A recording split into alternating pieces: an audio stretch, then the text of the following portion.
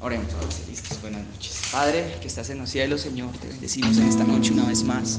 Te adoramos en esta noche una vez más, te glorificamos en este día, Señor. Te damos toda la honra y el honor porque tú eres bueno, porque eres grande, porque eres digno de toda alabanza, de todo honor y de toda gloria, Señor. Porque en ti, Señor, a todas las cosas, dice tu palabra, por ti fueron hechas y para ti serán hechas, Señor. Toda la creación, Señor, da cuenta y da testimonio, Señor, de tu gloria. Recibe esta noche la gloria y el honor de parte de nosotros, un puñado de tus hijos, los que nos hemos hoy reunido en este lugar, Señor, para darte la gloria, para darte el honor, Señor, para decirte lo grande y bueno que tú eres. Y mientras cantamos humildemente te pedimos esta noche una vez más, deja caer la gloria, el peso de la gloria tuya sobre nosotros, Señor. Te lo pedimos en el nombre poderoso de Jesús de Nazaret, Dios maravilloso y grande. Al que está sentado en el trono y al Cordero, al que está sentado en el trono y al Cordero,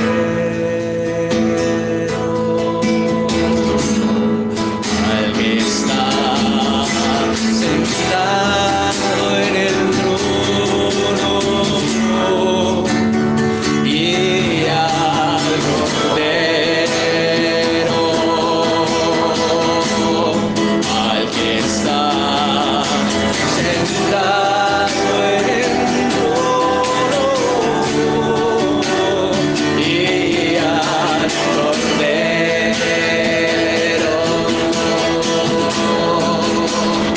sea la alabanza, gloria, honra y poder para siempre.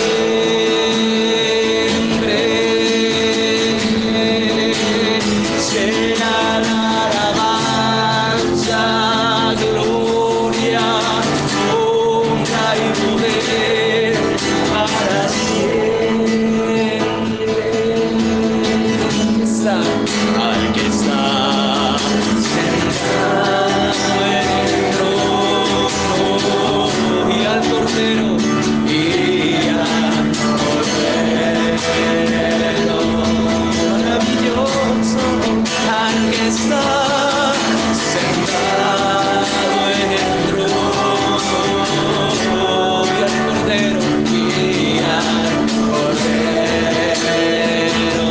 al que está sentado en el trono y al Cordero, al que está sentado en el trono, a ti sea la gloria y al Cordero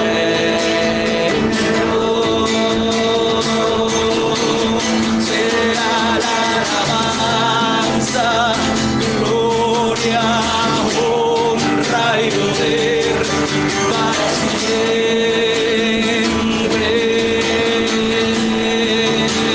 Sea la alabanza, gloria, honra y poder para siempre.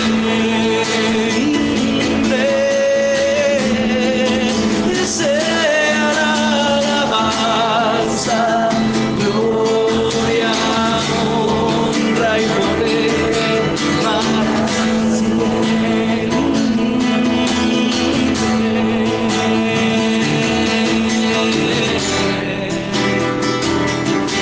sea el honor a ti, Señor, gloria, sea el honor a ti, oh Rey, Dios exaltado sea tu nombre, Señor, engrandecido sea tu nombre, Señor, sobre todo lo creado, es el nombre tuyo, Señor, el del Dios Todopoderoso, el Dios creador del universo y de la tierra, el Dios en cuya presencia toda rodilla ha de doblarse, Dios en cuya presencia todo espíritu de oscuridad y de tiniebla tiene que huir.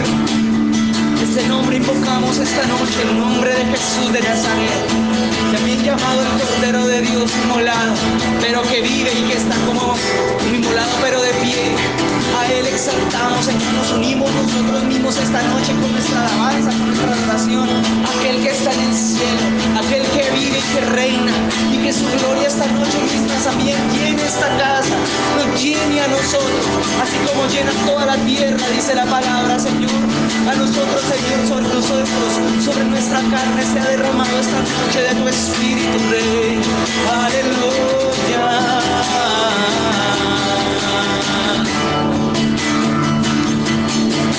Aleluya, al que está sentado en el trono y al Cordero, al que está sentado en el trono y al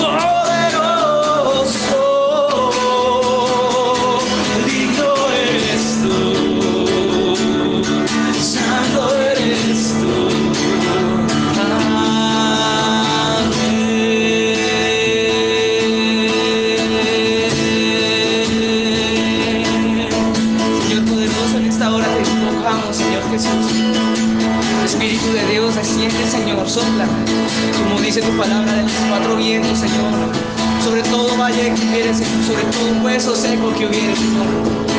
El Espíritu, si en nuestra vida hubiera algo seco, Señor, muerto, tráelo y vuélvelo a la vida. Espíritu de Dios, te pedimos, Señor, sopla tu presencia, vuelve a la vida lo que estaba seco y moribundo, Señor, en nosotros. Si hubiera algo, Señor, que se estaba secando como marchitando, sopla tu Espíritu, Señor, y vuélvelo a la vida una vez más. Oramos esta noche, todo lo que estuviera muerto, Señor, porque ese mismo Espíritu, Señor, que te levantó a ti de entre los muertos, ese mismo Espíritu que levantaste a Lázaro de entre los muertos, ese mismo está aquí. Y por ese mismo, Señor, nosotros tenemos vida, Señor, porque tu palabra así lo dice, y vida en abundancia en el nombre de Jesús de Nazaret. Aleluya.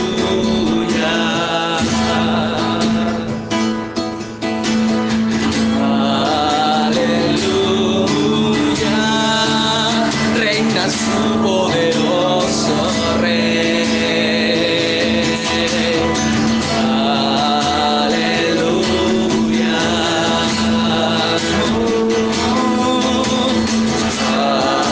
Aleluya. Santo, Santo, el Señor Dios poderoso, digno eres tú, santo eres tú, tú eres santo, santo,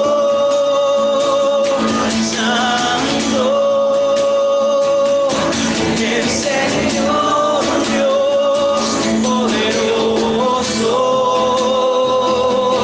digno eres tú. Santo eres tú. Amén.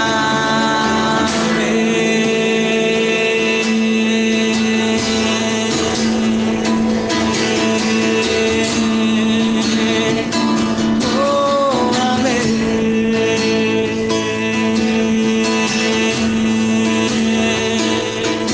Poderoso, grande es Él. Amén y amén. Amén y amén. Bueno, por favor, denle un aplauso a Jesús. Gracias, Señor Jesucristo, por esta noche, Padre, por este ratico. Y por tu presencia, Señor, por tu Espíritu y por la libertad que hay en él. Señor, en el nombre de Jesús de Nazaret nos disponemos en este rato, Señor, para que tú nos ministres a través de tu misma palabra, a través de ese mismo Espíritu que está en este lugar, en medio nuestro, en esta hora, mi Rey. Te agradecemos en el nombre poderoso de Jesús, Señor. Y te pedimos, Señor, que todo nuestro espíritu, nuestro corazón, nuestra alma estén sujetas a tu Espíritu mismo, Señor, que es aquel que nos instruye y nos enseña, Señor, así como tu unción también, Padre. Te lo pedimos en esta noche, precioso Señor, en el nombre de aquel que vive y reina por los siglos de los siglos. Amén, amén y amén. Buenas noches a todos otra vez. Bienvenidos, ¿cómo están? ¿Cómo les va? ¿Qué pueden dar? Bueno, yo quisiera pedirles que... No, ahí estamos como bien. Ahí estamos bien. ¿Se van a quedar allá? ¿Juiciosas? Ah, bueno, está bien. Entonces yo me voy a acercar un poquito para que... Hola, hola. ¿Cómo se llama? Camila. Hola, Camila. Bueno, está mirando fijamente a los ojos a... Bueno, no está bien. No le voy a decir nada a Camila más. Ya sé, muchachitos, que entramos en pánico.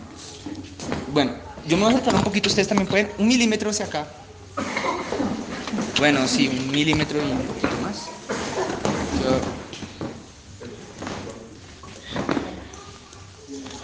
Bueno, espero que estén listos. Vamos a ver qué el Señor nos quiere esta noche enseñar o hablar, ¿vale?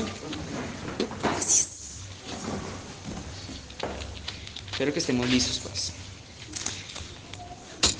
Recuerden, hermanos, siempre esto, cuando nos reunamos en cualquier reunión de la iglesia o similar, que en la palabra de Dios es en donde está almacenado, está concentrado no solamente la verdad, sino también el poder de Dios. En la palabra de Él hay unción. Y cuando ella la juntamos con el Espíritu de Dios, entonces hay también milagros, hay poder. Porque la palabra misma de Dios es aquella por medio de la cual está escrito que todo fue constituido. Y la palabra, ella misma habla de ella que todo lo que pueda haber sobre la tierra visible a nuestros ojos pasará, pero esta palabra jamás pasará. Son las promesas y las más infalibles, más certeras y poderosas que hay sobre la tierra. Aquellas que nos sean reveladas a través del Espíritu Santo a partir de esta palabra, de esta Biblia que tenemos en nuestras manos, hermanos. Entonces, hay poder en la palabra, ¿amén? Bueno, ahora sí vamos, este cuento está demasiado cómodo, pero ya llega un punto en que es demasiado. Bueno, así. Bueno, quiero invitarlos por favor hoy a que vayamos al libro de Romanos, o la epístola a los romanos, creo que se llama así. Creo que es carta a los romanos.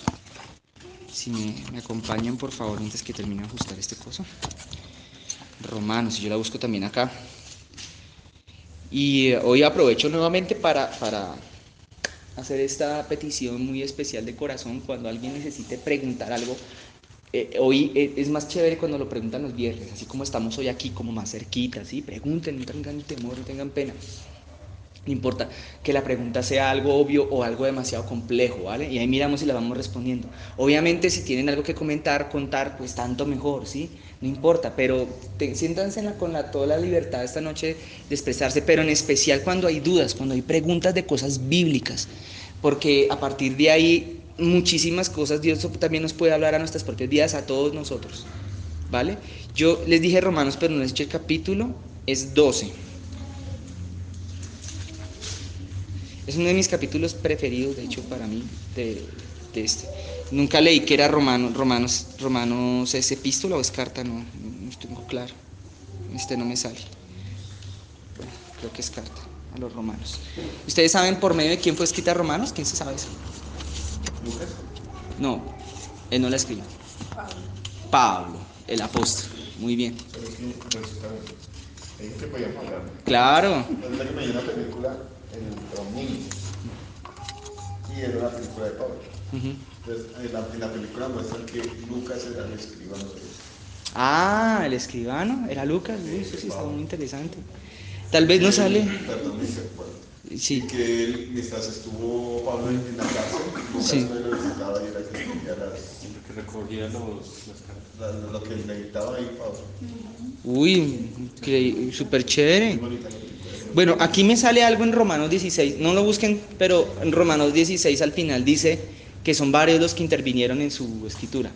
Romanos 16, versículo 21 dice que os saludan Timoteo, mi colaborador, Lucio, Jasón, Sosípater, mis parientes. Y luego dice, yo Tercio, dice así, yo Tercio, que escribí la epístola. O sea que Pablo dictaba y tenía un secretario o un escriba que llamaba, según acá es Tercio. Os saluda, también les manda saludos Gallo, hospedador en donde él estaba viviendo. Y también Erasto, tesorero de la ciudad. Esa es una de las cartas que terminan con saludos. Pero ahí se revela que obviamente Pablo no fue el que directamente lo escribió, sino que la dictó. Bueno, sí, chévere. Una pregunta para los más nuevos. ¿De cuántos libros se compone la Biblia? 66. No, 40. ¿Quién da más? 40. 66. ¿Qué dicen ustedes? ¿40 o 66? ¿No sabes? Esa pregunta ya la había hecho hace más o menos como 4 meses. Son preguntas las que a veces uno no sabe para qué sirven en la vida, pero sí son útiles. Sí, son 66. Ah, puta. Carita feliz para los dos. 66. El Nuevo Testamento se compone de 27 y el Antiguo del restante, que terminará en 9. 39, gracias. Perfecto. Eso es más o menos la composición de los libros de la Biblia. La Biblia es un compendio de muchos libros. Entonces, bueno, a ver, otra pregunta. A ver, el otro día me hicieron una pregunta, pues obviamente una persona que no es cristiana y no conoce absolutamente nada de la Biblia. Y pues yo tuve el honor de poderle compartir el evangelio hecho a esa persona a partir de una cantidad de preguntas que empezó a hacer de la Biblia. Pero ¿cuál es el primer libro de la Biblia que aparece en la Biblia? ¿Cuál es el primero? Génesis. Bueno, muy bien. ¿Cuál fue el primer libro de la Biblia en ser escrito?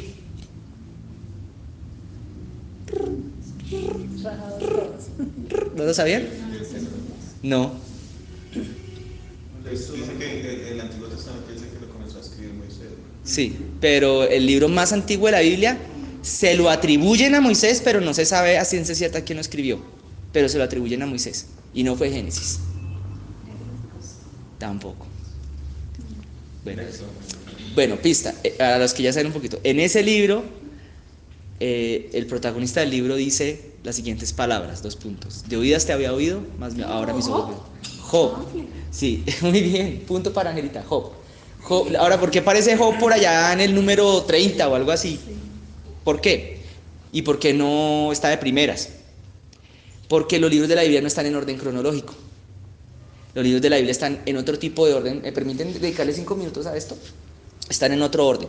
Cuando uno lea la Biblia, de hecho, para aquel que no la ha leído nunca en su vida completa por una vez, puede empezar por Génesis, aunque a veces yo aconsejo, en algunos casos muy especiales, empezar en el Nuevo Testamento, en Mateo, Lucas, Marcos, Juan, etc. Porque es un poquito más digerible el Nuevo Testamento para uno cuando está más nuevo, cuando está recién empezando. Y aún así hay cosas del Nuevo Testamento cuando uno arranca que son absolutamente, que a la primera leída tal vez uno no la escoja. Los libros de la Biblia se componen de varios grupos a su vez.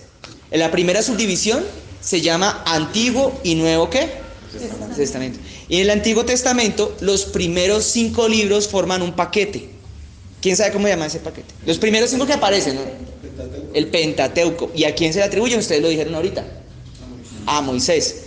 Y fue colocado ahí porque son unos libros que no, entre ellos de hecho sí hay como una especie de línea histórica entre ellos, entre Génesis, luego sigue Éxodo, luego Levítico, Números, Deuteronomio, pero hay hechos incluso que están repetidos entre algunos de esos 5 libros, están repetidas algunas historias, porque el fin de esos libros no era netamente histórico, sino era un fin legal, era legislar. Por eso la primera parte de la Biblia se le conoce como los libros del Pentateuco, que tenían un carácter legislativo, no histórico. Pero después, ¿saben cuál es el 6.º libro de la Biblia? Después de esos primeros 5, ¿alguien sabe el nombre del que sigue? Correcto, Jueces. Jueces lleva una leve continuación en el asunto. Ah, claro, ahí tenías abierto el diccionario, el índice. Ella dijo. Jueces continúa. Y a partir del libro de Jueces empieza una serie de libros que son conocidos como los libros históricos. Entonces, desde Jueces hasta por allá, si mal no estoy, Esther, desde Jueces hasta Esther, esos libros son un paquete grande que le llama históricos. Y entre esos sí se trata de llevar un orden cronológico. Pero aún así tú vas a encontrar que el primer libro de los Reyes, el segundo de los Reyes, el primero de las Crónicas y el segundo de las Crónicas tienen paralelismos, porque son libros que fueron escritos en temporadas paralelas. Y ellos mismos citan otros libros que no quedaron en la Biblia, que se llama, pero no recuerdo los nombres, pero se habla como de las crónicas, de las historias. Bueno, hay libros que eran netamente históricos o para registrar cosas que fueron sucediendo a lo largo de la historia, y aún así habían hechos que iban quedando repetidos en un libro y en el otro. Entonces, el libro de hecho de Génesis intenta explicar todo desde el inicio de los tiempos, pero lleva un gran enfoque hacia el pueblo de Israel y hacia el pueblo de Dios, o el pueblo de Israel, hacia Abraham, Isaac y Jacob, y luego hacia José. Eso es la mayor parte de Génesis. De hecho, el resto del origen del universo se le dedica muy pocas líneas o párrafos. Pero cuando empiezan los libros esos históricos, o sea, ¿a partir de cuál? ¿Empiezan los históricos que no se valen? ¿No se acordaron? Jueces. Es justo en el tiempo ya después de que, más o menos en la historia de la Biblia, ya el pueblo de Israel había salido de Egipto, había estado en el desierto, llegaron a la tierra de Israel y se asentaron ahí, la conquistaron y se asentaron. Ahí empieza más o menos la parte considerada como histórica de la Biblia, ya no la parte legislativa, aunque en la parte legislativa habían cuestiones históricas, que es otra cosa. Y entonces empieza ahí una historia, y eso pasan cientos y cientos y cientos de años entre Jueces 1 y el final de Ruth y Esther, que terminan en tiempos ya, los libros históricos terminan en tiempos en los que ya faltaban unos cuantos años para la venida del Mesías, cientos de años. No me acuerdo cuántos años hubo de silencio, creo que fueron 400, no recuerdo bien el dato, de silencio profético. Entonces en esos libros ya van hasta una época que los que ya han estudiado un poco la Biblia me entenderán, hasta un tiempo post-babilónico, porque el pueblo de Israel sufre un exilio y luego regresaron, y al regresar los últimos libros en la Biblia en términos históricos, fueron escritos en tiempos post-babilónicos, en épocas en las que el pueblo de Israel ya había regresado por allá de ese cautiverio y se habían vuelto a sentar finalmente en su tierra, y venía ya para dejar abierta la puerta para que después viniera el Imperio Romano a conquistarlos. Luego, después de esos libros, viene otra catalogación de libros. Primero les repito, primero estaban unos que eran de carácter legislativo, que era el Pentateuco, y luego unos de carácter histórico, que son bastantes. Luego de ese grupo de históricos que terminan con Ruth y Esther, empieza el libro de, a ver si me acuerdo, los Salmos, si mal no estoy. Job, gracias, Job. El libro más antiguo de la Biblia. Y entonces alguno se preguntará, ¿y por qué Job quedó ahí en ese puesto y no al principio? Porque ahí empieza una nueva categorización en los libros. Ya Job resulta que no es libro histórico. Es más, si fuera histórico, estaría después del Pentateuco, estaría después de los legislativos. Pero Job no catalogó como histórico. Y la razón es la siguiente: la mayor parte del libro de Job fue escrita no en prosa, sino en verso. Fue como para ser cantado. Fue como una trova. Entonces Job no catalogó como histórico, sino como un libro que le llaman la Biblia de carácter poético o sapiencial, le dicen otros. O sea, que tiene sabiduría poética. Y Job es el primero de esa nueva lista de libros. Empieza una nueva lista. Entonces, de hecho, los hechos que son narrados en Job corresponden a una época mucho más antigua a la época en la que probablemente fueron escritos sus libros que le precedían inmediatamente. Y luego de Job, ¿cuál sigue? Los Salmos. Y luego Proverbios. Y luego los Proverbios, Cantares, Eclesiastés, hasta que llega por allá Lamentaciones. Esos libros se les conoce, todos están en prosa y tienen están en orden de alguna manera cronológico. El de los Salmos es muy difícil de cronologar, porque el de los Salmos fue escrito por muchas personas en diferentes épocas, pero quedó justo en la mitad después de Job. Luego vienen los Proverbios. Los Proverbios claramente son posteriores a los Salmos, porque el principal salmista antiguamente había sido el rey David, el que principalmente aportó a los Salmos.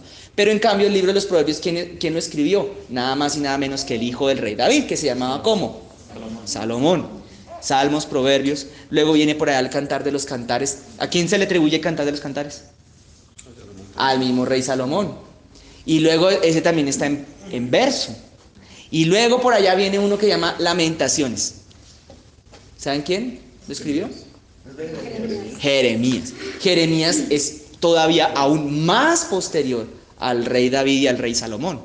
Entonces por eso quedó al final. Y luego después de esos, ¿qué libro sigue? A ver si alguien me acuerda. Después del Cantar de los Cantares en Isaías.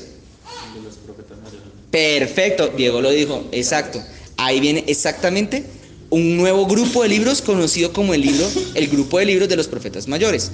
Entonces, los hechos que se narran en Isaías, bueno, sí, es un poco, coinciden con algunos de los libros que están por allá en las crónicas o en los reyes. Es más, muchos de los hechos de los Salmos coinciden con las épocas de las crónicas de los reyes. Es una mezcolanza en términos de linealidad del tiempo. Hay bastantes cruces. Entonces, cuando ustedes lean la Biblia, sobre todo cuando ya lleguen al Antiguo Testamento, busquen siempre una Biblia que sea preferiblemente de estudio, aunque la mayoría de las Biblias que uno va a encontrar vienen con unos numeritos al lado de las letras. Y no me refiero a ese que dice verso 1 y verso 2, no. Unos numeritos que se llaman pie de páginas. ¿Sí me entienden, hermanos? Esto es para los nuevos, para los que estamos empezando, porque el que ya es versado en el Evangelio, esto ya lo sabrá de sobra. Y habrá, bueno, o el que ya ha pasado por el Instituto Bíblico. Entonces, esos numeritos te mandan abajo un pie de página, generalmente abajo de la página, o sea, en el pie de la página, y normalmente tú, por ejemplo, lees, no sé, Isaías, y te sale abajo Apocalipsis. Te manda una cita en Apocalipsis, como que están relacionados, hay una concordancia. O te manda al profeta Ezequiel, o te manda a los profetas de antes, a los libros históricos. No es más sino leer los salmos. En los títulos de los salmos, por ejemplo, hay uno que no recuerdo el nombre, pero que se llama, es el famoso salmo en donde David dijo: contra ti he pecado. Y cuando está en el título de ese salmo, que se llama Canto de arrepentimiento por el pecado de David o algo así, entonces en el título sale justo la referencia bibliográfica del otro libro, pero histórico, en donde David cometió ese pecado del cual está hablando en ese salmo. Y así ustedes van encontrando en la Biblia las conexiones, y así la Biblia se va a empezar a explicar a ella misma. Va a ser fácil de leer, fácil de entender, fácil de comprender. Ya más sencillo. Hay sectas, o un buen número de sectas han empezado porque gente que en algún momento presumió de entender o de leer muy bien la Biblia, cometieron uno de los errores más básicos en cuanto a lo que leer la Biblia se refiere, y es sacar de contexto los textos. Por eso un pastor por ahí decía que un verso fuera de contexto es un pretexto. Todo texto bíblico fuera de su contexto se vuelve potencialmente una herramienta para fundar una secta. Escuchando la predicación me encontré algo que decía el pastor, me pareció muy bello y muy puntual, ¿saben? Porque él estaba hablando acerca de las sectas que tomaban versículos y los ayudaban del resto de la Biblia para sacar las sectas, lo que está diciendo. Pero entonces él decía, la suma de tus palabras es la verdad. O sea, un versículo usted lo puede coger para decir una mentira, pero si usted no lo saca, sino que usted coge toda la Biblia compactada, sin sacar ese versículo de toda la naturaleza bíblica, entonces la suma de todas esas palabras, así agarrarlas y es la verdad. Exacto. Extraordinario. Sí, exacto. Por eso Cristo dijo, yo soy la verdad. Porque Juan 1 dice que Cristo es el verbo, y Apocalipsis dice que Cristo es el espíritu de la profecía. Pero en las epístolas de los apóstoles dice que la profecía es la Biblia. Entonces Jesús decía, la Biblia habla de mí. Entonces es como un juego de palabras en donde Jesús está diciendo que Él mismo es como la Biblia. Porque Él es el verbo, pero Él es la profecía. Entonces cuando Jesús dice, ciertamente en una parte, todos los antiguos profetas y todos los libros del Antiguo Testamento hablaban de mí. Cuando Jesús dijo eso, Él mismo estaba diciendo que Él era la verdad. Y la Biblia misma es la verdad, porque toda la Biblia, dice primera o segunda de Timoteo 3:16, toda la Biblia es útil para enseñar, instruir en justicia y para corregir y para... Bueno, hay una explicación sobre eso muy bonita, pero toda la Biblia fue inspirada por Dios, dice así en Timoteo. Toda escritura es inspirada por Dios. Y la palabra inspirada por Dios significa que ahí estaba Cristo, que es el verbo de Dios.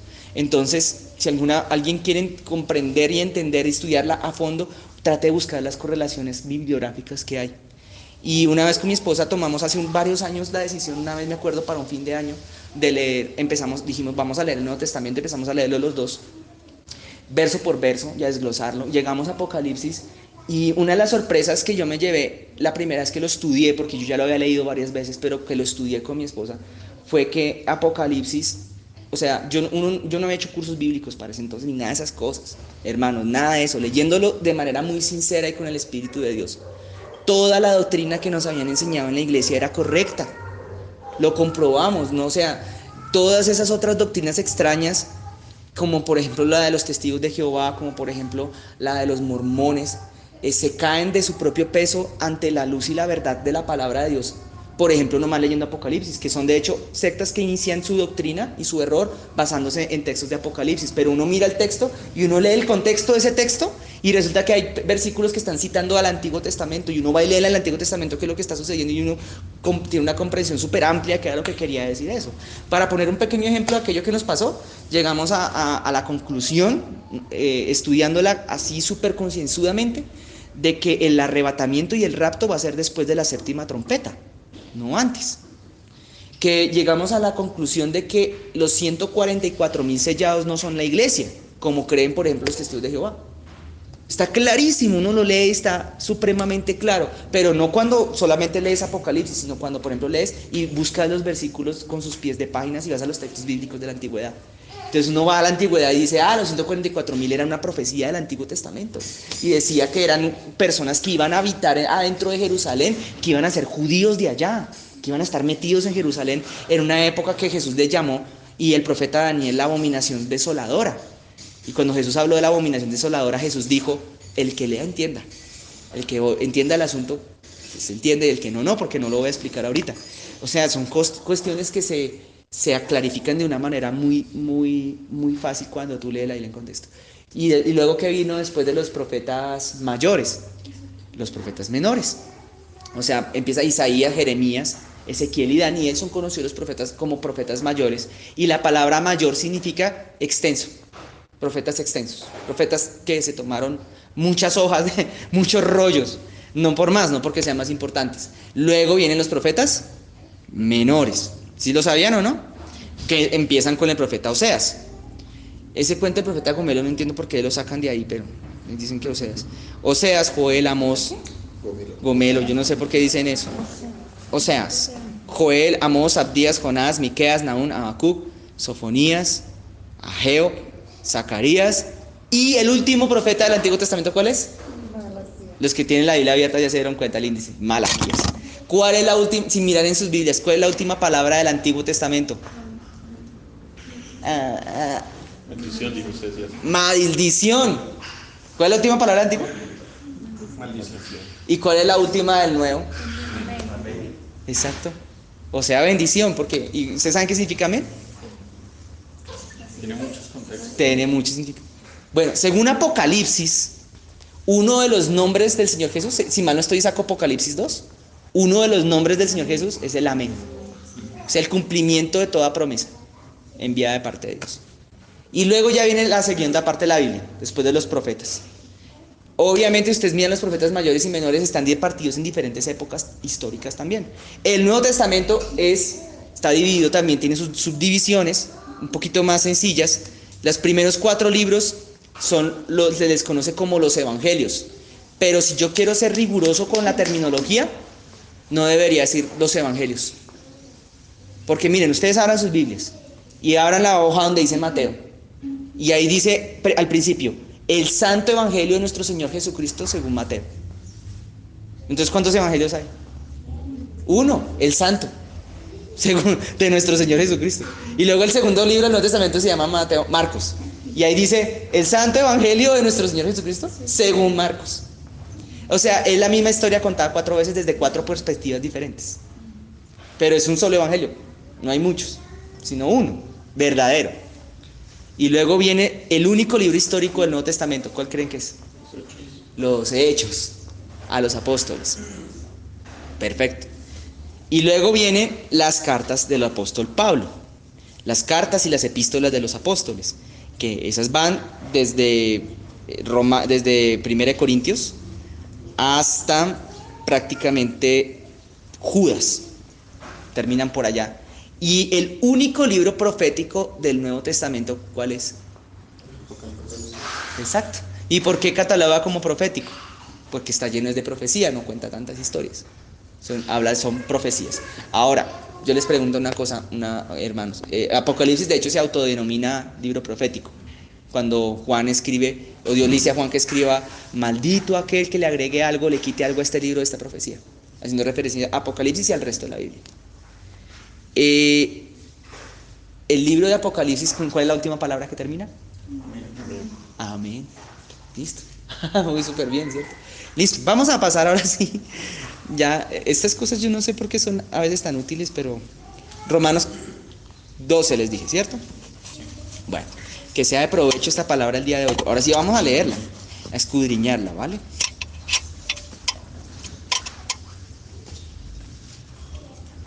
Bien, escucha esto. Describe deberes cristianos es el título. Y me voy a tomar un minutito para volver a aclarar, o no, recalcar, subrayar esto que les voy a decir. Cuando tú leas algo aquí en la Biblia que se le habla a los cristianos, no se lo está hablando a los cristianos de la antigüedad solamente, te lo está hablando a ti y a mí. Porque nosotros somos seguidores o creemos en Jesucristo y hemos recibido su Espíritu, eso nos hace cristianos. El haber recibido el Espíritu de Cristo, el Espíritu Santo.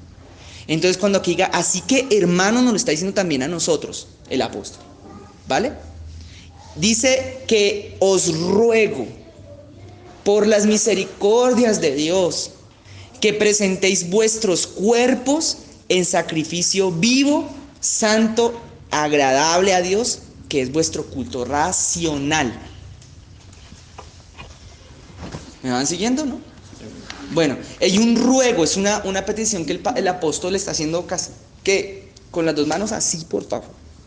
Se los pido, hermanos, de por Dios, de por favor, con todo el corazón. Yo también hoy se los pido, o sea, también lo tomo estas palabras a título personal hoy esta noche, para todos los que somos de esta casa, que nos congregamos acá, hermanos, de parte del Señor Jesucristo se los digo, tenemos que presentar, dice aquí, todo nuestro cuerpo, todo, presentarlo. La Biblia está hablando que nuestro cuerpo acá es un sacrificio, pero no un sacrificio que se muere como ocurre con los sacrificios de la antigüedad o otro tipo de sacrificios en los que hay que asesinar el sacrificio y matarlo para que la sangre se derrame, porque si no esto se volvería una secta satánica o algo así, sino que la Biblia está diciendo, no, somos un sacrificio pero vivo, o sea que hay como algo que se va a entregar para ser asesinado de alguna forma, pero no se muere. Eso somos nosotros, un sacrificio vivo. Las cosas bíblicas suenan a veces un poco contradicentes de pronto, pero paradójicas tal vez más bien, pero no hay tal paradoja, simplemente es un lenguaje espiritual. Nosotros, la Biblia nos habla de nosotros mismos como un sacrificio. Jesús en otra parte dijo, miren ustedes, si me van a seguir, tome cada uno su propia cruz y sígame. ¿Y para qué servía la cruz? Pues para colocar en ella un sacrificio, para matar a alguien ahí, ¿me entienden? O sea, la Biblia, eso es lo que habla la Biblia acerca, en el Antiguo Testamento, acerca de la cruz, era que alguien se iba a meter ahí y iba a morir. Entonces, cuando la Biblia nos está diciendo acá, entonces que nosotros seamos sacrificio, tiene toda esa relación con esas palabras de Jesús. O sea, venga usted y entienda que la parte, obviamente no externa, sino la interna de usted y mía, ahora van con una sentencia como de muerte, van a morir, se van a sacrificar, se van a entregar. Una entrega que nosotros, ciertamente Dios nos dice que debemos de hacer, pero Jesús explicó por allá en Juan capítulo 3 que ya no se hace ni en ningún templo ni en ningún lugar por el estilo, sino en un lugar que Jesús denominó en espíritu y en verdad, le llamó así Jesús, que es la adoración al Padre.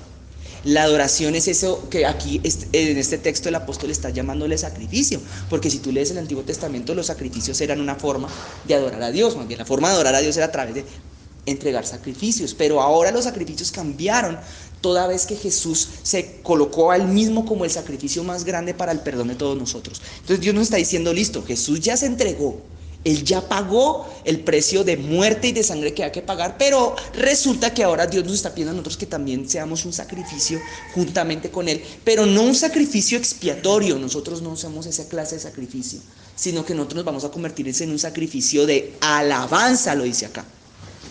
Vuestros cuerpos en sacrificio vivo. Lo que pasa es que en otra parte la Biblia va a declarar que lo que hablamos cuando adoramos a Dios, cuando abrimos nuestra boca y lo alabamos, la Biblia le llama en otra parte de sacrificio de alabanza. Entonces Dios nos está diciendo que cuando nos reunimos nosotros, una de las cosas que el apóstol está colocando las manos así, le está diciendo, por favor hermanos, es preséntense a Dios, sacrifíquense ante Él, humíllense ante Él.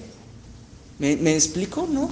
Cuando hay una pelea entre lobos y uno de los dos pierde la batalla contra el otro, bien sea por temas territoriales o por temas de apareamiento, el lobo que pierde la pelea se expone como sacrificio, se entrega al otro y le pone la yugular, se la expone, diciendo, me rindo, mátame, no quiero sufrir. Cuando hay una pelea entre un tigre, o más bien una caza, eso no es pelea, una caza entre un tigre y una cebra, ya cuando la cebra finalmente se encuentra ya en el punto, algunas ocasiones, no en todas, en un punto en el que ya se da cuenta que no puede hacer nada, se expone y se entrega. Eso es entregarse, es exponerse, es decir, aquí ya, hasta aquí llegué yo, entrego todo lo que tengo y renuncio a todo lo que tengo.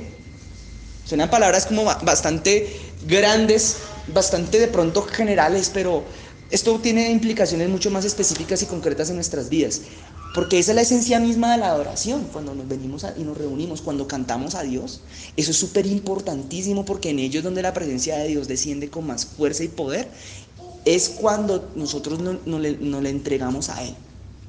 Hacemos como cuando esa cebra pone el cuellito hacia el tigre. ¿Me explicó, no? Me rindo, nos rendimos ante Él. Eso es una petición que Dios nos está haciendo con las palmas de las manos. Así dice, os lo pido, hermanos, por las misericordias de Cristo, que se presenten ante Él como sacrificio vivo, entréguense a Él, expónganse, renuncien a ustedes mismos y entréguense ante el Señor y díganle, Señor, haz conmigo como tú quieras hacer, me rindo. Esa es la palabra que está detrás de esto de sacrificio. Me rindo, Señor, aquí estoy, acábame, haz conmigo como tú quieras. Entonces me rindo. Y la rendición es una de estas cosas que generan poder en la adoración. Cuando adoramos al Padre, la Biblia declara que el Padre anda buscando gentes que le adore. Pues, ¿qué más es la adoración sino entregarnos a Él, rendirnos ante Él, entregarnos a Él? Y con ello entregar lo que somos y todo lo que tenemos. Aquí está hablando específicamente, claro está, de nuestros cuerpos. Y está diciendo que entonces el sacrificio no es muerto, sino vivo. Entonces cuando adoramos a Dios, algunos pensarán, bueno, te podrás preguntar, ¿y cuál es la importancia de eso, de ese cuento de adorar a Dios? ¿Eso por qué lo tenemos que hacer? ¿Por qué lo estamos haciendo? ¿Por qué toda la reunión empezamos a veces y nos ponemos ahí a cantar un rato? Bueno, la Biblia lo mandó desde los tiempos antiguos y lo recalcó en los tiempos del rey David, que el culto a Dios tenía que tener ese elemento tan importante que era el sacrificio. Y en los tiempos del rey David se mezcló el sacrificio con la música. De ahí para acá es muy importante entregarle, claro, los sacrificios ya no son de animales, pero la esencia, o sea, la profundidad de esto permaneció. Entonces cuando nosotros adoramos y cantamos a Dios, lo que ocurre es que su presencia empieza a descender. Y si tú entiendes esto acá en tu cabeza con mayor claridad que ayer, más profunda va a ser tu adoración. Y cuando la presencia de Dios desciende, entonces empieza lo chévere, porque entonces ya Dios te va a hablar y vas a entender con claridad. Es más, tú vas a leer la Biblia y ahora vas a escuchar la voz de Dios con facilidad, con claridad. ¿Por qué? Porque ahí está su presencia, porque llegó Él con poder, llegó su Espíritu. Entonces ahora sí le entiendes, te vas a tener la oportunidad de escuchar la voz de Dios. Es que muchos cristianos están enfermos, hemos estado, porque yo estuve entre ellos, enfermos en nuestra vida espiritual por años, por la carencia de tener una relación con Dios de doble dirección. Porque muchas veces nuestra relación con Dios se vuelve algo que solamente, meramente de pedirle y de hablarle, Señor, y como cantaba por ahí un cantante cristiano, que no te escucho, así me olvidó el nombre de esa canción, pero sé que pronto me hablarás, decía la canción al final. Ya me acordé, sí. Llamaba Los Sonidos. Sí, decía. Pero lo que ocurrió, bueno, eso es un testimonio de ese man, realmente la canción no es que sea doctrina, sino que el hombre le pasó una época. Y lo que ocurre aquí entonces es que cuando viene la presencia de Dios, entonces ahí sí podemos decir, mira, Padre, tengo esta petición. Padre mío, tengo esta necesidad, Señor. Padre, tengo este problema con este con este esposo que tengo en la casa. Padre, Padre mío, Señor, ayúdame con esto, ayúdame con este problema que se llama tarjeta Falabella y tarjeta Codensa, Señor. Y entonces Él viene y desciende, y su presencia en ella encuentras poder y encuentras respuesta, y en eso, esa presencia es en donde encuentras dirección de parte de Dios y sabiduría. Antes no. Sin ella solamente estamos en una simple religión y nada más que eso. Porque bien dijo el apóstol Pablo que cuando nosotros creemos en el Señor, después de creer viene el invocarle a Él. Entonces, el culto racional que habla acá, que era realmente la palabra hacia donde quería dirigirme en un principio, racional, el culto consiste en entregarnos a Él. Claro, aquí nosotros veremos que un culto lo subdividimos en muchas partes de pronto, y que empezamos cantando, otras veces a veces me salto la cantada y empiezo con la palabra, otras veces voy directo a la palabra y luego dejo la cantada para el final. Pero la adoración es un todo. Cuando vamos haciendo todo esto es como un todo, desde el momento en que iniciamos hasta el momento en que nos vamos. Es el tema de la adoración, va en todo, está implícita en todo. Pero sepan ustedes, hermanos, que cuando nos entregamos al Señor, nos rendimos ante Él, como el lobo que perdió la batalla, es en donde el poder de Él empieza realmente a fluir en nuestra vida muy poderosamente. Y ahora mira lo que viene en el versículo 2, que tiene que ver con esto que les acabo de decir. Entonces, no os conforméis a este siglo. Y cuando la palabra de Dios te diga en el Nuevo Testamento, sobre todo, que aparece eso muy a menudo, la palabra siglo, hace referencia no a una época solamente o a un tiempo, hace referencia al lugar en el que habitamos. Juan diría el mundo, el presente siglo, le llaman otra palabra en otras partes, sobre todo en Apocalipsis, el siglo, este siglo. Él habla mucho ese cuento de este siglo, o utiliza esa terminología para hacer referencia al lugar en donde estamos viviendo espiritualmente, que se conoce como el mundo. De hecho, pues para complementar un poquito, el Señor Jesucristo cuando estaba en el Monte de los Olivos, estaba en Jerusalén, estaba terminando de escribir una vez, como dice Mateo 23, y los discípulos se le acercaron y le dijeron, dinos qué señal habrá cuando serán estas cosas, qué señal habrá de tu venida y del fin del siglo. O sea, el fin como del tiempo que Dios dispuso para juntar todo. Sí, para acabar con este sistema, en este mundo en que estamos. Sí. Con el reino. Sí. Entonces, a este sistema de cosas, a este mundo en el que habitamos, en pocas palabras. Y cuando dice no os conforméis a este siglo, ponle mucha atención ahí. Hay una coma. ¿Sí la vieron o no? Bueno, los que tienen la tienen ahí abierta. Después de la palabra siglo hay una coma. Y luego la coma que viene, ¿qué palabra viene? Esa palabra es importante. Mediten en esto. Conformarse a este lugar en el que vivimos, conformarse a este mundo, conformarse a una carrera, conformarse de pronto para muchos, ¿no? Digamos de los que he conocido, conformarse a un empleo, o conformarse a tener casita, o conformarse a tener beca, conformarse a tener carro, conformarse a solo con tener hijos. La Biblia está diciendo que esas son cosas que son netamente terrenales, o sea, que pertenecen a este siglo. Pero la Biblia dice, no se conformen a esto, no se conformen con eso. No se conformen a eso, de hecho. No con, sino a eso. Sino que al contrario, transfórmense. ¿Cuál es la palabra que viene? Transfórmense. Transfórmense. Transfórmense.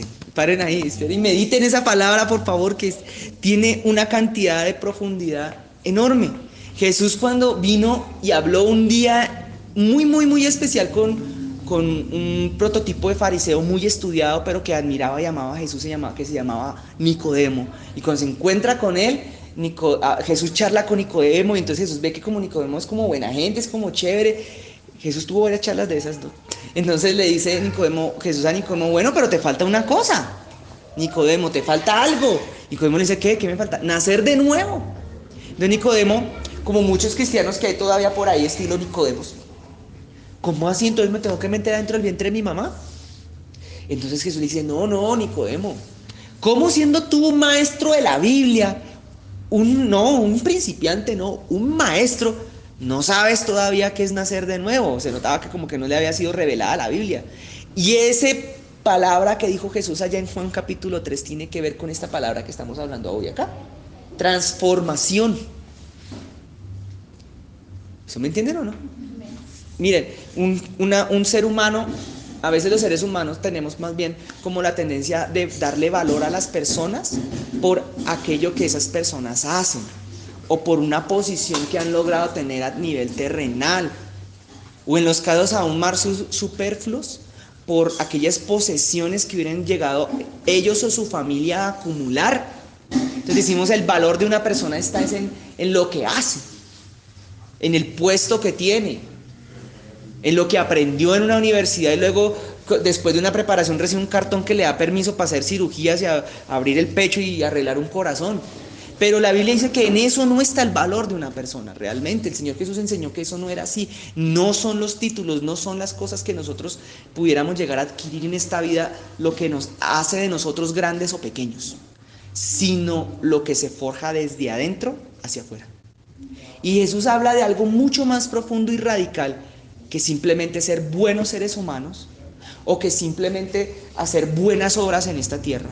Algo mucho más profundo y radical que simplemente alcanzar promesas en esta tierra, o lograr que Dios me responda una oración para que se me pague la tarjeta Codensa, hermanos.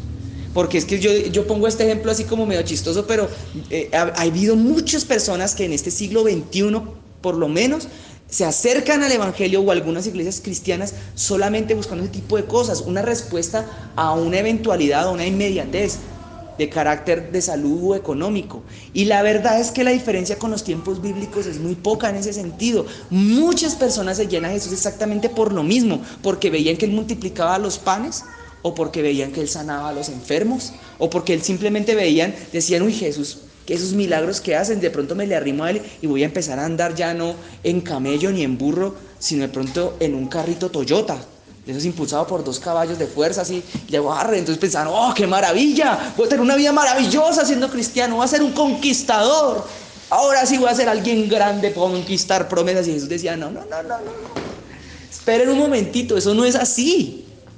Eso no es el todo de la vida del ser humano, eso es secundario. Es más, en muchas ocasiones Jesús dijo que incluso, y a veces hasta innecesario. Lo que Él interesado está en nosotros es en que seamos transformados desde adentro.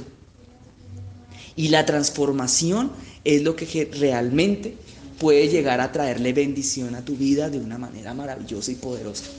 Porque la transformación ya no tiene que ver con lo que tú haces ni con lo que posees, sino con lo que tú eres realmente. Lo que tú eres es lo que va a definir en el mundo espiritual después, a la larga, tus bendiciones, a la larga va a definir muchísimas cosas, porque cuando nosotros somos, el hacer se convierte en una consecuencia. El tener se vuelve más bien es como una consecuencia de lo primero. Por eso es que yo vuelvo y digo y cito ese estudio que escuché una vez tan interesante, que si repartieran la riqueza que hay sobre la tierra económica, sobre todos los 7.000 millones de seres humanos que la habitamos, en cuestión de unos pocos años volvería a estar otra vez en manos de las personas que las tienen hoy en día. Y la razón es porque no se trata de tener, sino de ser. Y luego sí podemos pensar en el hacer. Entonces, para esto hay muchísimas cosas, pero no sé si ustedes han puesto a pensar. Pero si un día intentáramos alguna vez, en alguna ocasión, coger un lobo, piensen ustedes en esta fábula que les voy a contar, coger un lobo, y le hablamos al lobo y le decimos, lobo, tú eres un águila. Imagínense en esta escena, y es que esto que le estoy diciendo pasa mucho en las iglesias, y en muchas iglesias, lobo, ven acá, y el lobo, tú a partir de hoy eres un águila, declara que eres águila, y el lobo,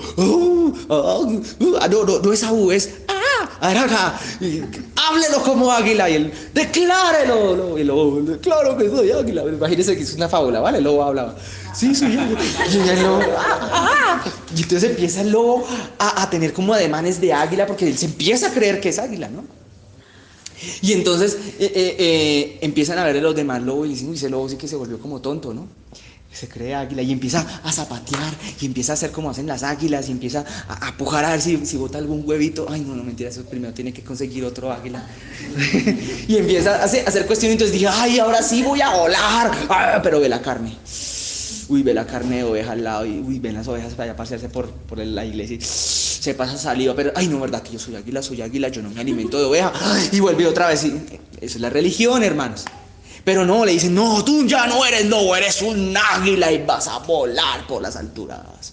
Y entonces luego, claro que sí soy águila, y se sube a un pedernal. Extiendo tus alas, hermano, en el nombre de Jesús. Y el lobo las extiende así, mueve el lomito y hace, no mentiras, y se bota. ¿Qué pasa con el lobo? Pues se mata, se bota al despeñadero y se apura. ¿Nombre de la fábula? Nombre de la fábula, el lobo del aire. Nombre de la predicación, el lobo. No, el lobo del aire. No vuela, por más de que trate, no va a volar. Por más de que trate, va a seguir codiciando la carne de oveja en el fondo de su corazón, la va a seguir anhelando. Va a seguir viendo la oveja y se hace así, uy, qué rica sería una sartén en su corazón, porque tiene corazón de lobo, tripas de lobo, colmillos de lobo. ¿Me entienden? No tiene el ojo del águila, por más que trate de ver a lo lejos no puede, porque el fuerte del lobo es el olfato, no el ojo. O sea, sus características siguen siendo el lobo, por más de que trate de comportarse como un águila, porque eso se llama conductismo. Ay, sí, yo saliéndome del evangelio y metiéndome en la teoría pedagógica, eso se le llama es conductismo nada más.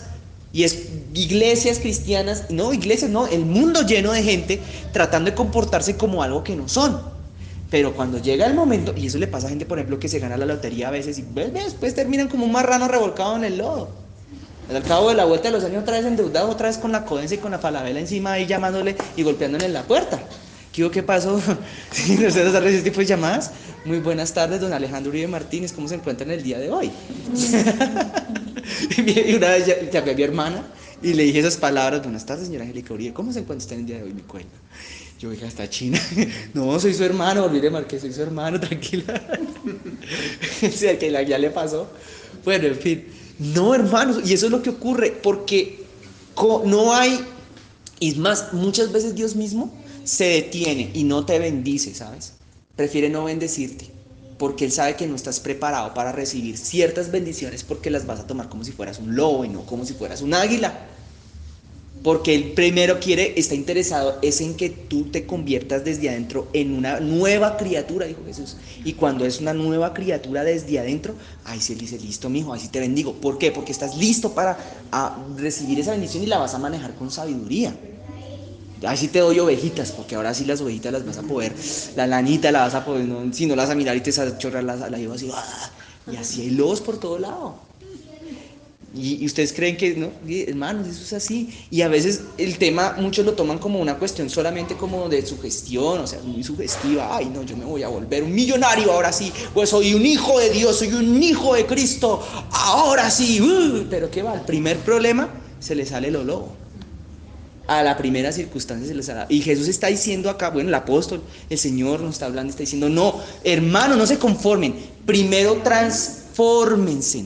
Jesús lo diría en otras palabras, nazcan de nuevo, dijo Jesús. Y la transformación es algo que viene no de afuera hacia adentro, sino ¿cómo?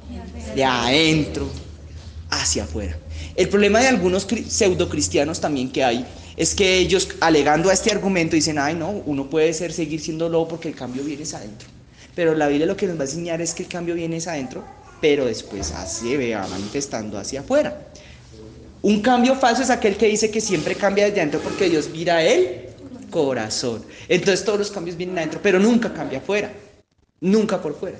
Sigue con los mismos gustos, con las mismas mañas. Miren, hermanos, yo les voy a decir una palabra que para mí fue muy dura de entenderla, muy difícil de entender, pero cuando la entendí mi vida encontró una gran libertad.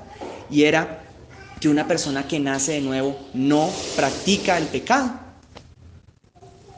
Ay, pero si la Biblia dice que todos pecamos. Sí, la Biblia dice que todos pecamos. Sí, es la Biblia. Sí, claro, esa dice. Eso dice ahí. Pero en otra parte dice que a todo aquel que invoque el Espíritu de Dios, apártese de iniquidad. Y en Gálatas capítulo 5 dice, si bien todo el mundo peca, solamente los que practican el pecado, Gálatas capítulo 5 lo dice, solo los que practican el pecado no heredarán el reino de los cielos. Y entonces aquí entramos en un asunto más profundo, y es que existe un pecado que es fruto de la naturaleza de uno.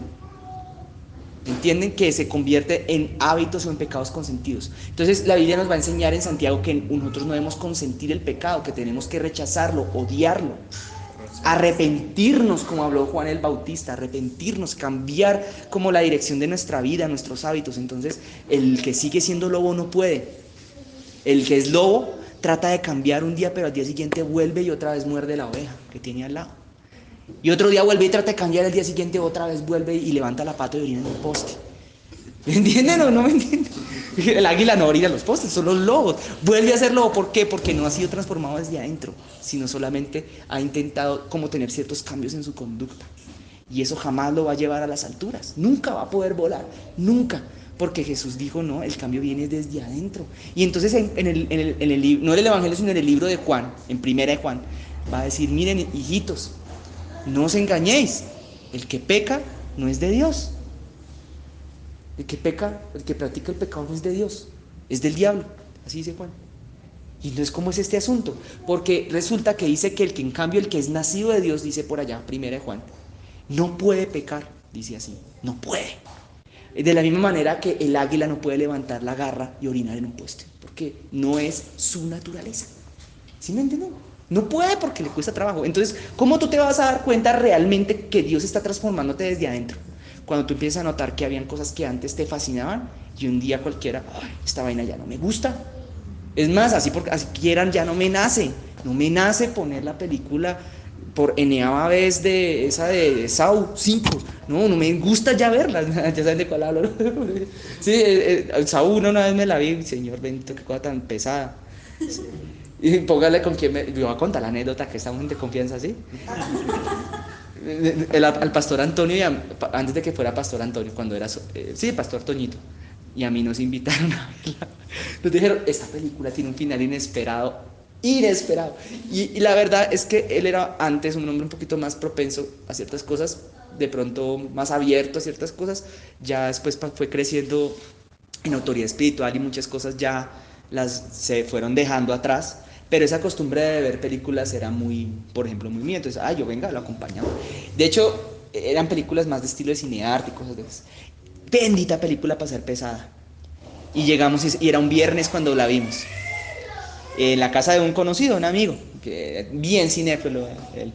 Entonces la vimos y después de ver, no sé si ustedes entiendan qué significa Saw, es aserrar, serruchar. Es una película súper pesadísima. La 1, nos vimos la 1. Llegamos a la iglesia. ¿Y cómo cree que queda el espíritu de cuando uno realmente está transformándose adentro? Deleitado diciendo, uy, qué película tan bacana. No, el espíritu de Dios adentro de uno lo transforma a uno a tal punto que llega un momento en el que uno dice, uy, esto como que no me gustó, ya me supo a feo. Ese género del gore ya no me agrada como antes me agradaba. Eso se llama transformación. Entonces llega el momento en que entramos y nos tocó ir a un cuarto de oración y orar porque íbamos a ministrar la alabanza, era un viernes y había culto en la iglesia. Y veníamos a ministrar y le tocó el orar por mí y eso que no era gran cosa, bueno, pues una cerradita. Sí, una cerradita nada más. Sí, es que esas películas la tradujeron como los juegos macabros, ya me acordé. Cosa horrible. Por lo menos la una, yo no volví a ver. O esas cuestiones de ese género del terror, por ejemplo. Entre muchas otras cosas, son cuestiones que empieza a notarse que nuestros gustos ya hacia ellas atraídos ya no está. Entre muchas otras en general el pecado. Habían cristianos que yo conocí, y siempre lo cuento, porque yo alcancé a estar entre ese grupo. Pero a mí sí me alcanzó a sorprender un poquito. Yo llego a una iglesia siendo muy joven, a una iglesia cristiana y me junto es con la gente más joven, no con la gente más madura del evangelio, sino con la gente más joven. Y yo sí empezaba a notar que la gente más joven tenía la costumbre de decirle a uno mentiras piadosas y mentiras blancas, pero lo hacían premeditadamente, no porque se encontraran en un momento como sorprendidos o algo así, o por evitar quedar mal de repente porque tuvieran miedo, no, era una costumbre sistemática en sus vidas. Y la gente que miente de manera sistemática en su vida, Jesús le va a decir, no ha sido transformado. Porque Jesús, ¿saben qué le dijo a los fariseos al respecto? Ustedes son hijos del diablo. Y los fariseos, ¿y por qué? Porque mire, fácil. Dice Jesús, yo soy hijo de Dios porque veo las obras de mi Padre y lo que mi Padre hace, eso yo hago. Es una cosa súper profunda. Pero ustedes miren los niños pequeñitos en un ambiente normal de un hogar y verá que llega un momento en que empiezan a crecer y la tendencia es a replicar las conductas, así como las palabras del grupo social que les rodea. Eso es así. Un niño que anda con groserías yo trabajé una época en jardín. El niño que anda con groserías en un jardín donde no se dice groserías, uno mira a los papás en la reunión de padres y uno hace... Sí, uno sabe. Y viceversa, también. A veces pasa en los hogares y uno cuando llega el niño con severas palabras, uno dice, ¿dónde aprendió ese chiste? ¿Dónde lo escuchó? Pepito Pérez, me lo contó Pepito, el hijo de fulano y de Perencejo. ¿Me entiendes? Y eso es una de las cosas más raras que pasó. Yo veía que mentían sistemáticamente. ¿Por qué lo aprendían? Y Jesús le decía a los fariseos eso. Ustedes son hijos del diablo, ¿por qué? Fácil, que ustedes tienen en su interior la naturaleza del diablo. Así les dijo a los fariseos. Y ¿saben qué? Eso no nos excluye a ninguno, porque todos los seres humanos en un momento tuvimos bajo la prisión y las garras del reino de las tinieblas. Y eso la Biblia dice, por eso la Biblia dice, todos en algún momento pecaron, sin excepción. Y lo que consiste o el trabajo de los más importantes del Espíritu Santo en nuestras vidas es ese, transformarnos, cambiar esa naturaleza. Antes de buscar inmediatamente cambiar una conducta, es cambiar lo que somos. Y lo que somos se define aquí en estas palabras que estamos hablando. No conformes a este siglo, sino transfórmate. ¿Por medio de qué? De la renovación de vuestro... Uy, qué cosa tan profunda. La renovación de tu manera de pensar, la renovación de tu manera de entender. ¿Sí me entiendes? Hay una palabra que no sé si está aquí en Romanos también, donde dice renovados en el espíritu. Es otra traducción. Entonces está bonita, la renovación de vuestra alma, claro, o sea, de vuestro ser interior. Hay otra palabra que dice en otro lugar, el apóstol dice el espíritu de vuestro entendimiento, dice. Porque el entendimiento o los pensamientos están fabricados o están constituidos. O sea, muchos científicos se han puesto a preguntarse qué es eso, qué es un pensamiento. De pronto alguno dirá, no, eso son conexiones sinápticas entre las neuronas, y pare de contar. Pero según la Biblia es mucho más que eso. Según la Biblia los pensamientos son espíritu. Una idea es espíritu. Una filosofía es espíritu. Las ideas, los pensamientos se transmiten de persona a persona a través del contacto de hablar y de comunicarse. Y las palabras, por ellas mismas la Biblia declara también que son espíritu. No sé si me entienden, ¿sí? Señor Jesús dice que las palabras de él son espíritu y son vida. Y son vida. Exacto. Entonces, ¿qué le quedan las palabras del diablo entonces? Pues son muerte. ¿Sí me entienden? Entonces, Cuando las ideas llegan a la mente del ser humano, ellas son como una semilla también que empieza como a echar raíces, a germinar y empiezan a crecer cosas. Y nuestra cabeza se convierte tarde o temprano como en una quimera, en una incubadora de espíritus, de ideas. Todos llegamos siempre en algún momento de la vida a tener una concepción o una idea o una posición frente a las cosas. Y entonces los demás que están afuera del evangelio y que lo rechazan y lo critican o lo odian, en otros casos extremos dirán, ay, te lavaron el cerebro. Pero ¿por qué te dejaste lavar el cerebro? Pero eso es literalmente lo que el Señor nos enseña, que es lo que hay que hacer con nuestro cerebro en cuanto al lavado de cerebro, claro, en un buen sentido de la palabra ahora, que significa la limpieza de la parte espiritual en cuanto a nuestros pensamientos, en cuanto a nuestra manera de pensar. La renovación de nuestro ser, según este texto, se puede constituir a través de cambiar la manera de pensar, empezar a pensar en otras cosas diferentes a cómo se piensan. Hay un capítulo que está en Efesios, si mal no estoy, o en Efesios o en Filipenses, ahora se me olvidó, en donde dice, todo lo puedo en Cristo que me fortalece. Filipenses 4:13, si tú lees los versículos que le preceden, dice, en esto pensad, dice allá, pensad en lo bueno, en lo santo, en lo puro, en lo honesto, en lo que es digno de alabanza. En esto pensad, dice la palabra de Dios. Porque el inventario que tú tengas al final de un día, de todas las cosas en las que pensaste, va a determinar no solamente cómo sea tu destino, tus cosas como creen los mentalistas, como hablan los mentalistas, aunque algo de verdad hay en esas cosas. Según lo que pienses, así va a ser tu destino, sino va a determinar más, aún mejor, qué vas a hacer tú. ¿Quién vas a ser? Va a determinar tu naturaleza. Y por eso Jesús hablaba tanto, no sé si ustedes se han preguntado, como yo me lo pregunté alguna vez, el rey David, el rey de Israel, el escogido de Dios, el que tenía un corazón conforme a... Y un día cuenta la historia del rey David que estaba por allá durmiendo hasta mediodía, en su palacio, antes de que se empezara a fijar en la mujer de su prójimo, antes de que se empezara a fijar en la mujer en la que no tenía que fijarse. Es que hubo hasta un hecho pornográfico en esa historia. No sé si me entienden de qué usted está hablando. Hubo un hecho pornográfico. ¿Y qué pasó? ¿Cómo David cayó en eso? Porque tenía la mente desocupada y se puso a pensar en lo que no tenía que pensar. Estaba desocupado y por eso estaba pensando en lo que no debía pensar. Estaba sin oficio. Dice en esa historia que en esa época el rey David tenía que haber estado comandando sus ejércitos, allá en el frente de batalla, dando órdenes, ocupado. Y la Biblia nos está enseñando que nosotros tenemos que tomar posesión y control de todas aquellas cosas en las cuales nosotros pensamos. ¿Sí me entienden o no? Ahora ustedes preguntarán, ¿en qué se la pasa pensando? ¿En qué se la pasa pensando uno? Hay una historia que el otro día vi con mi esposa, me pareció tan curiosa, hasta cómica, está por ahí en YouTube, y decía, ¿cómo es la cabeza de una mujer? Decía el tipo, y ponía una cabeza de un maniquí de una mujer y salía como un cerebrito. Y decía muchas conexiones por todos lados y cajitas así, de colores rosaditas y verdes y azules así. Y todas se abrían y tenían cada una un detalle organizado, totalmente organizado, que nadie se lo podía cambiar de lugar. Y todo era... Y por eso a veces las mujeres hablan así, ¿no? A veces. Y entonces, ay, sí, eso está hermoso, ay, cómo me gustan esas aritas. Ay, eso está bien, ay, eso está bien, ay, eso está bien. Así, todo eso, así, y un gabinete lleno de cosas así hermosas, así rosado, algunas con un Hello Kitty ahí. Y eso abría hermoso. Y en cambio, como es la cabeza de un hombre, ese señor... Tenía una cajita nada más ahí en el centro. Ah, no, hay una caja para los zapatos, una caja para el fútbol, decía el señor, una caja para la comida, que es muy importante, y una caja en el centro, la que nadie le podía tocar. La caja, ¿en qué estás pensando, amor? En nada. ¿Y qué piensas? En nada. Sí, es ese chiste que seguro está pensando en otra, no es broma. ¿Qué piensas? En nada. No, la Biblia está diciendo que nos renovemos es a través del espíritu y del entendimiento. Y acerca de eso, por allá el libro de Josué, capítulo 1, Dios le dice precisamente a Josué y a su pueblo, no te apartarás de este libro de la ley, de día sino que meditarás en él de día y de noche, para que todo lo que hagas te salga bien y seas prosperado en todas las cosas que emprendas.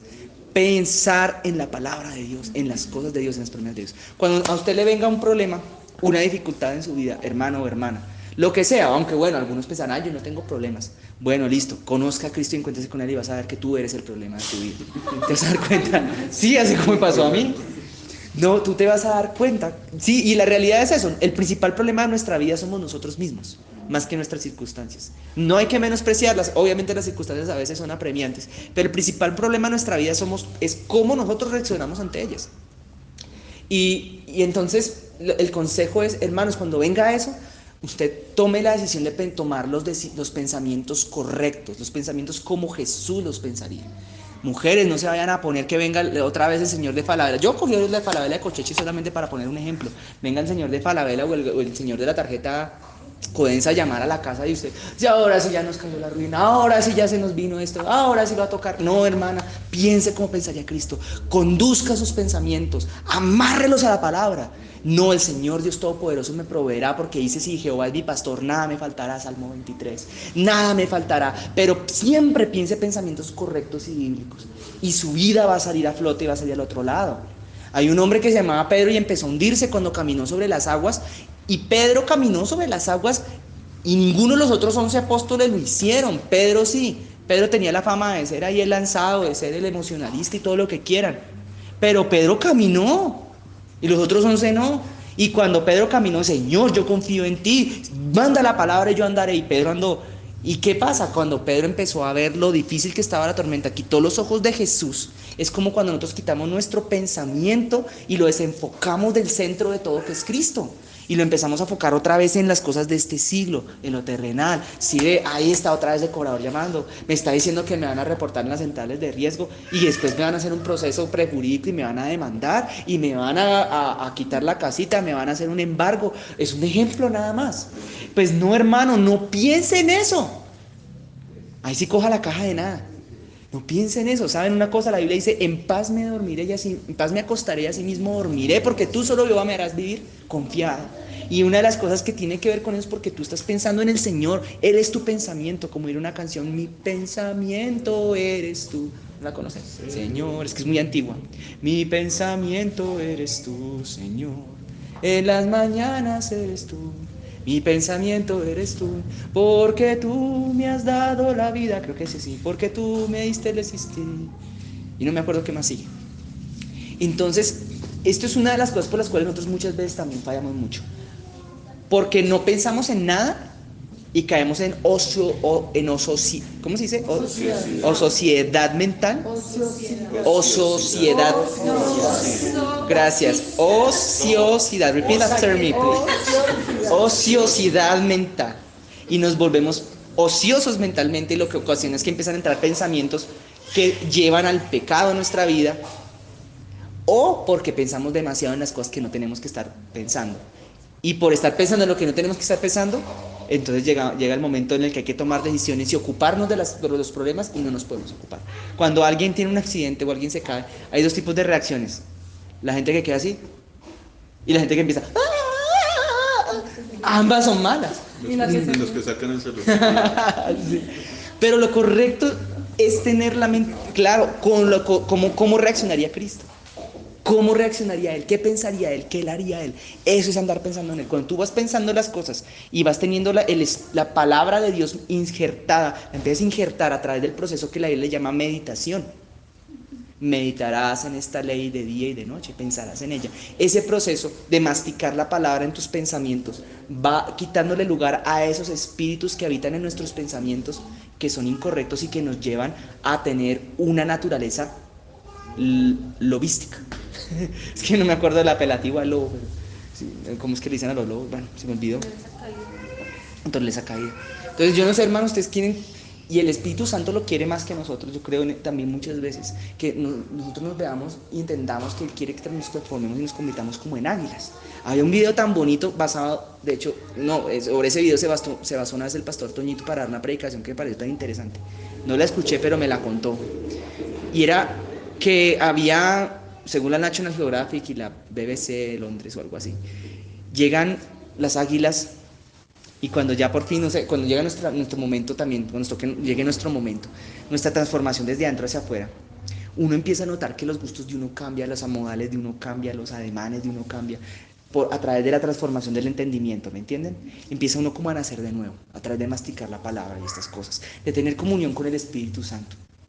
Llega el águila y se manda, esa cosa sí me parece impresionante, se manda el águila desde arriba y observa abajo, y están los lobos abajo.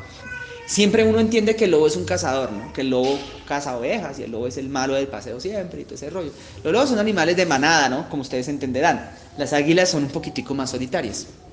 Pues llega el águila y con su par de garras caza al lobo y agarra al lobo.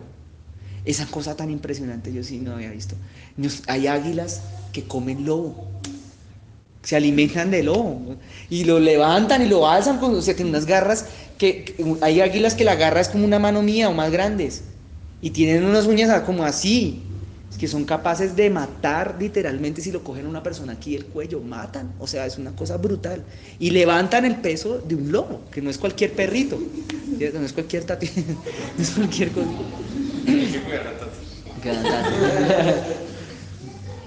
Entonces, no sé si ustedes me entienden qué es lo que está pasando ahora en el mundo espiritual, en nuestra congregación, en el tiempo en el que estamos. Los lobos tienen temor, tienen miedo del águila. El lobo le tiene miedo al águila de la misma manera que el dolor le tiene miedo al dolorán. ¿Sí lo han escuchado? Sí, a ver si se acuerdan de eso. Sí, a veces uno llega a acordarse de las cosas. Pero ¿ustedes creen que el lobo le tiene miedo al lobo o no? En general el lobo no le tiene miedo al lobo. El lobo no le teme al lobo que está tratando de querer ser como águila. Pero cuando la iglesia, cuando nosotros empezamos a convertirnos como en águilas, el lobo le empieza a dar como susto, le empieza a dar como temor, le empieza a dar como cosa y empieza a decir, ay Dios mío, ahora yo qué voy a hacer con ese, se me está empezando a volver águila, le empezaron a salir plumas y le empezó como a gustar las alturas, le empezó a gustar cómo volar. ¿Qué hago con este? ¿Cómo le hago tropiezo? ¿Cómo le hago problema? Hermano, entonces cuando usted empieza a ver que la cosa se le empieza a poner dura y difícil, no desista, siga, porque usted es el que se va a comer a esos que le están haciendo la guerra a usted. Y estamos hablando en el mundo espiritual. Entonces los lobos se conforman siempre comiendo generalmente, y se habla muchas veces de que los lobos que son solitarios, no los lobos de manada, viven comiendo siempre la carroña, viven comiendo de las sobras que dejaron los otros depredadores. Pero las águilas no comen las sobras, eso es el chulo. Las águilas no comen sobras, las águilas van y atrapan lo que quieren, las águilas conquistan promesas para Dios, las águilas alcanzan cosas, las águilas tienen visión a distancia, vuelan por encima de la tormenta y andan relajadas cuando todo el mundo está por allá abajo en el bosque, en un incendio corriendo de un lado para el otro. ¿Saben cómo andan las águilas? Relajadas, arriba, en las alturas, en las peñas, en los montes, ¿me entiendes? Entonces de pronto Dios te dice en este día, oye, yo creo que muchas de las cosas que te han pasado en tu vida, Dios te las va a solucionar, te las va a arreglar, te va a cambiar tu situación, pero Él primero quiere cambiarte a ti antes que cambiar tu circunstancia, antes que cambiar tu situación. Él la puede cambiar, Él tiene el poder para arreglarte lo que sea en tu vida. Él tiene el poder hasta para darte el dinero si te lo quisiera dar, para darte la casa, el carro y la beca, como muchos añoran por años sin lograrlo en esta sociedad en la que estamos. Y los que lo logran ya son viejitos y se frustran. Y andan por ahí caminando de un lado para el otro. Si del éxito al coratiente hacia el éxito y allá a la casa, porque ya se gastaron la vida trabajando para tener esas tres cosas para que no la puedan disfrutar.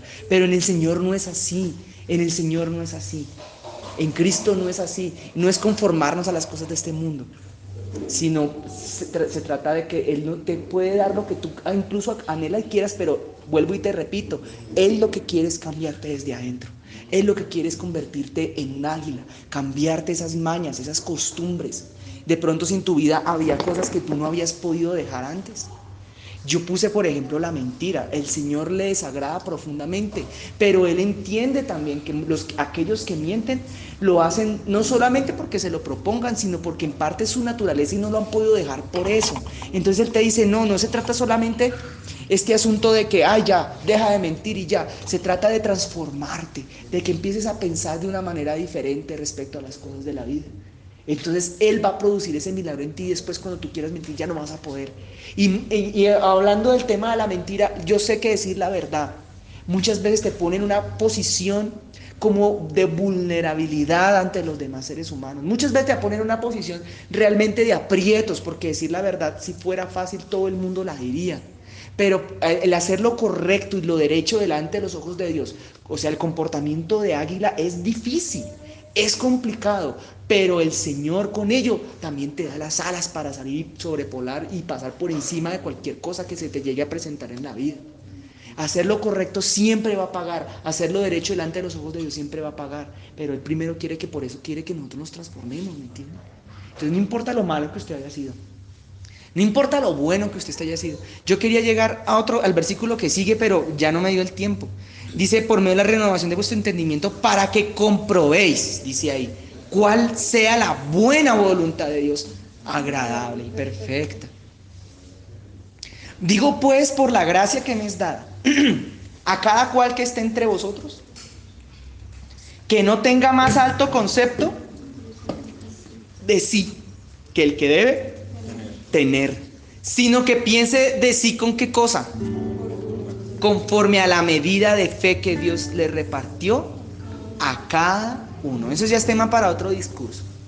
Hay un problema que tienen los lobos, que no los deja crecer, del cual, hermanos, os pido el día de hoy, vosotros que estáis aquí como diría el apóstol y los que me están escuchando al otro lado del micrófono en esta noche, el tener más alto concepto de sí mismo, la soberbia.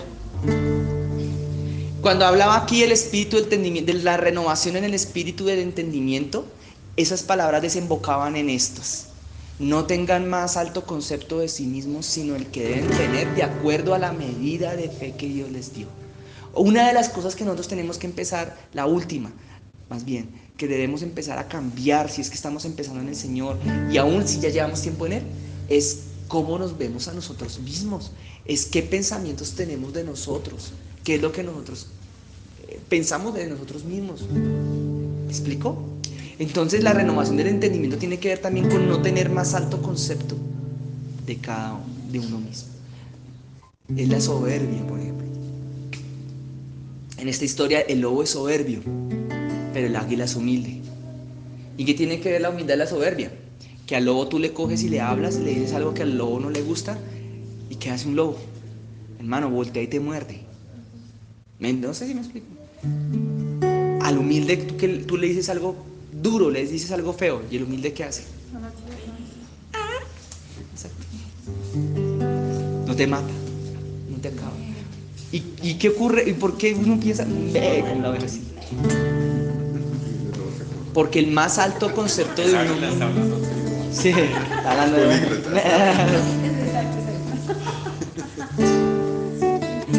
Yo tengo una teoría, y es que yo espero no estar hablar cosas demasiado como extrañas o locas, pero yo siento que muchas veces uno, en la vida como cristiano, uno arranca siendo como oveja, pero tarde o temprano termina como convirtiéndose como en águila.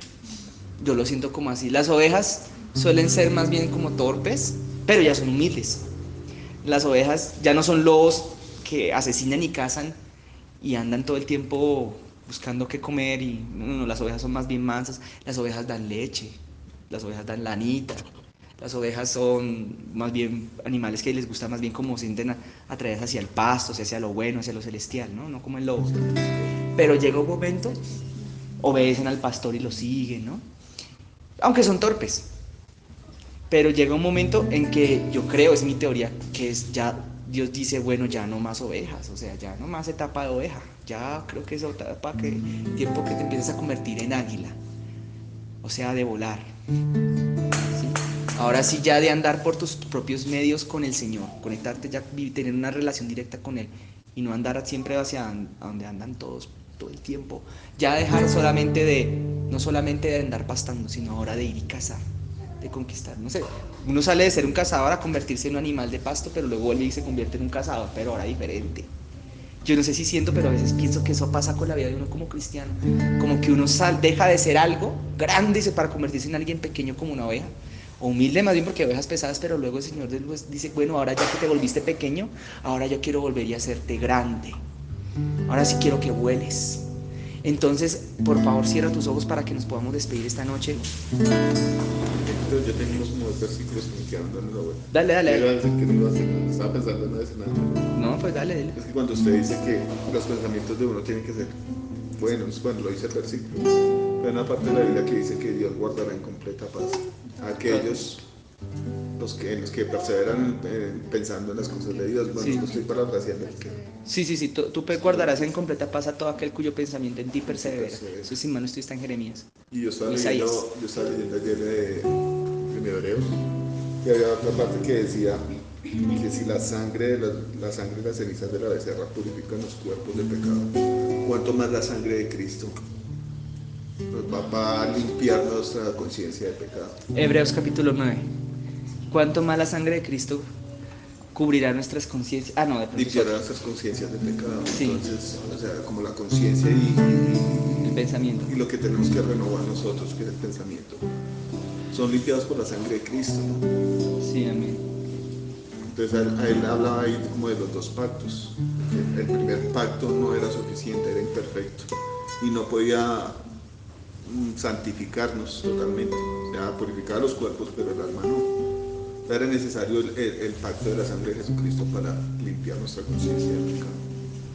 Amén. Entonces me parece como muy aplicativo a lo que está hablando. Bueno, sí, amén.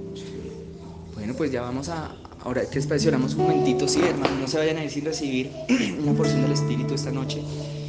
Si quieren, cierren sus ojitos, sus ojos. Los que ya son más grandes. Señor Padre, en el nombre de Jesús, coloca ahora tu preciosa sangre, Señor, así como acabamos de hablar, sobre nuestras mentes, sobre nuestro pensamiento. Transfórmanos, Señor. Transfórmanos, Señor, en el nombre de Jesús te lo pedimos. Cámbianos, Señor. En el nombre de Jesús. Señor, todo aquel que no se había podido levantar todavía, sino que llevaba como tropezando, pasaba el tiempo y tropezaba y no levantaba y no levantaba. Señor, fortalécele, cámbiale, transforma, termina de romper aquello en su interior que todavía no hacía falta que fuera roto y quebrantado para tú hacer de él o ella una nueva persona, una nueva criatura. Y levántanos, Señor, en el nombre de Jesús. En el nombre de Jesús. Aquí estoy, entrego todo lo que soy. Aquí estoy, un sacrificio quiero ser.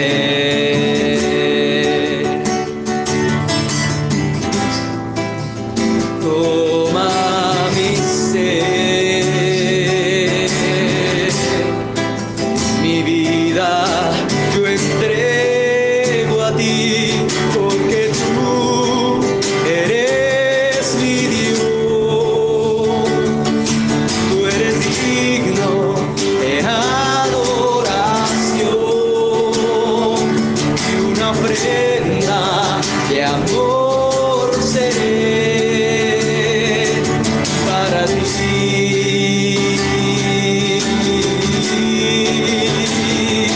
porque tú eres mi Dios, tú eres digno de adoración y una ofrenda de amor seré para ti.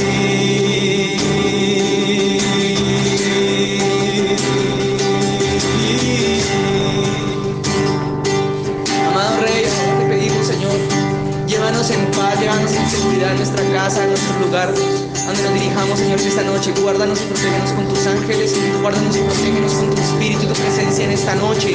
Que tu unción y tu presencia, Señor, aumente nuestra vida como la luz de la aurora va en aumento, Señor, hasta que el día ya es claro y está completa la luz tuya, Señor. Que tu presencia en nosotros vaya aumentando de esa misma manera. Unge estas vidas que estamos acá, unge nuestros pensamientos, unge nuestras manos. Que todo lo viejo en nosotros, Señor, se muere y se quema, se consuma y haga de nosotros nueva criatura, nueva persona, Señor, nuevos seres, Señor, como las águilas, dice tu palabra, nuestras alas se levantarán, Señor, y Señor, nunca nos cansaremos, nunca, Señor, ni andaremos, Señor, en fatiga, donde que al contrario, Señor, nos hará remontarnos hacia las alturas, mi Rey, en el nombre de Jesús de Nazaret. Guárdanos y protégenos en esta noche, Señor, y llévanos en paz, Señor, desde tu casa. Reprendemos y atamos, Señor, toda retaliación, todo peligro de parte de las tinieblas en contra de nosotros, nuestra familia, o nuestra salud, o nuestra economía, Padre, también. Y te pedimos en el nombre de Jesús que nos guardes en esta noche, Señor, por el poder que hay en el nombre de Jesús de Nazaret. Amén.